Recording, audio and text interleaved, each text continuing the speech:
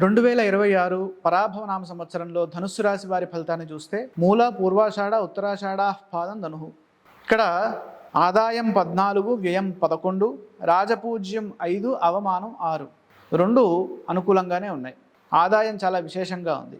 అత్యధిక సంఖ్య 14, కాబట్టి ధనుస్సు రాశి వారికి అత్యధిక ఆదాయం, విశేషమైనటువంటి ఆదాయ మార్గాలు ఉంటాయి. అలాగే ఖర్చు తక్కువగా ఉన్నప్పుడు ధనలాభం బాగా ఉంటుంది. లక్ష్మీ కటాక్ష సిద్ధి, అదృష్ట సిద్ధి. మనము జీవితంలో ఒక మెట్టు ఎదగడానికి ఈ సంవత్సరము ధనుసు రాశి వారికి ఎంతగానో ఉపకరిస్తుంది, ఆర్థికంగా ఎదగడానికి. అలాగే రాజపూజ్యము, అవమానాలు ఇంచుమించు సమంగా ఉన్నాయి. రాజపూజ్యం 5, అవమానము 6, కాబట్టి ఇబ్బంది లేదు. ఈ సంవత్సరము అనుకూలమైనటువంటి గురుబలం ఉన్నది. ఎప్పటి వరకు? జూన్ 1వ తారీఖు వరకు సప్తమంలో ఉన్నటువంటి గురువు చాలా చక్కటి ఫలితాలను ఇస్తారు.